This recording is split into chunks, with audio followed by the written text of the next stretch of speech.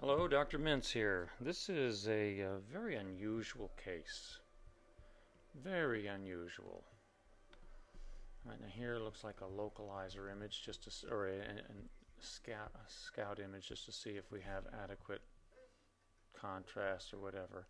So here we have a few preliminary images. Now I'll let you just take a look through that and see what you think. Okay. Turn off Fox News, excuse me. Okay, so there's a little bit of an overview of what we've got here. Okay, now we'll go up high. All right, so going back down. Okay, so what do we have? Something in the gallbladder, something funny there. I'm not sure what that is. Stones or just enhancement of the perimeter? I'm not sure what that is. Okay, importantly, we get down to the kidneys. Okay, how would you describe that? You should be able to look at that and say, oh, what would I say if I saw just these findings here? They're dilated collecting systems bilaterally, pretty symmetric. Is it mild? No, it's definitely more than mild. So you might say it's moderate or severe depending on how badly you've seen kidney collecting systems dilated before. So bilateral hydro, we'll say at least moderate. Okay, so we go down farther. Is it the ureter also dilated? Well, it kind of peters out there, so not very dilated below that unless, oh, there it is dilated. Okay, so it's dilated. And you can follow those dilated ureters to one extent or another. Remember, they still will undergo peristalsis, so they won't always be uniformly dilated. So I think here's part of one there, and it's coming into this area here. What do we have here? What could this possibly be? This is Luther. This is a guy. That's not like, it almost looks like it's a uterus or something. Very strange looking, with a big stone in it. Okay, and remember, if you've seen the seminal vesicle discussion, these would be the seminal vesicles. Here's the rectum, and then so we get out of the urinary bladder, and we're into a pretty big prostate. We're well above the level of the pubic symphysis, and that's a good gauge for how large the prostate is. So already the diagonal, or the maximum diameter here, is probably around 5 centimeters. We'll look at that in the coronal plane. So you have a large bladder stone. You have this odd, unusual configuration of the urinary bladder, and you have these collections of fluid that look like they connect with the bladder.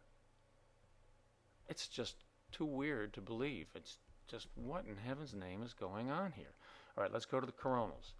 Here we go. Huge sac of water, front of the abdomen. Okay, but it's contained. It's not free intraperitoneal fluid, right?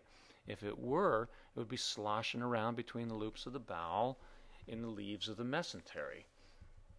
All right, so we're going back farther. Here we see where that more anterior collection is communicating with this strange tripartite, or whatever you want to call it, bladder with a huge bladder stone. So how can we put this together? All right, let's see if we can see how big the prostate is. All right, that prostate's pretty big. You see, that is all the way up here. So here you have really urinary bladder draping around this prostate. So this would be urine in the urinary bladder. Here's a big stone in the urinary bladder. But on a coronal cut like this is all prostate. So it's going up this high, several centimeters above, probably 3 centimeters or so, 4 centimeters above the level of the pubic symphysis. So a really big prostate. Could be benign prostatic hypertrophy, could be prostate cancer, could be both. Okay, and this is all prostate here. That's not bladder. That's all prostate. So we go, and actually as you go back here, you see you get into the seminal vesicles. They create those little ears like that.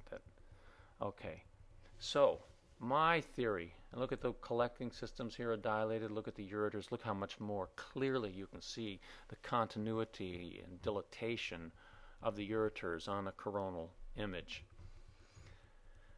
All right, so it appears to me that this patient has severe prostatic enlargement, that has caused some degree of bladder outlet obstruction.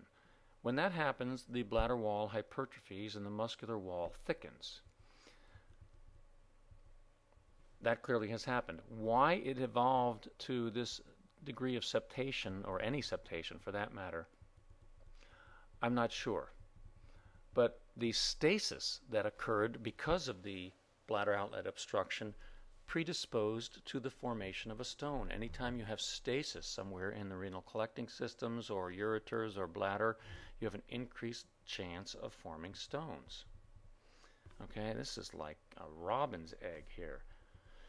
So that's stuck there. So that is going to make it even harder to empty the bladder.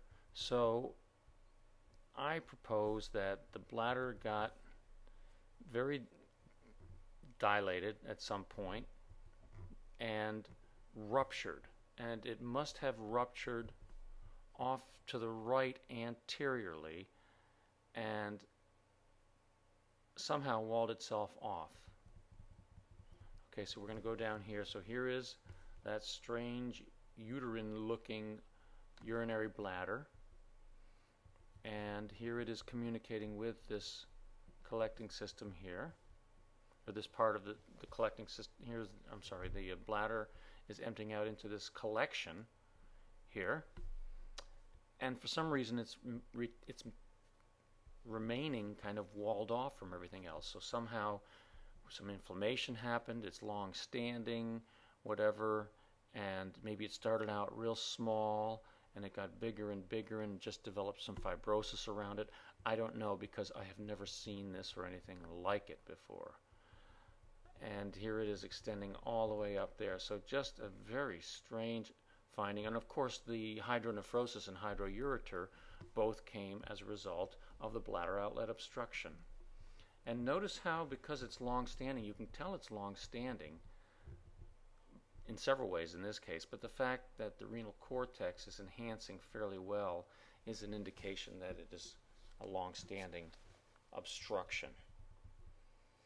Okay, so this is just one heck of a strange case of prostate enlargement with bladder outlet obstruction, with formation of a bladder stone, presumed rupture at some point of this portion of the urinary bladder, which created a collection which subsequently became compartmentalized along with the severe hydronephrosis. Never a day goes by in my practice when I don't see something I've never seen before, and this is a good example.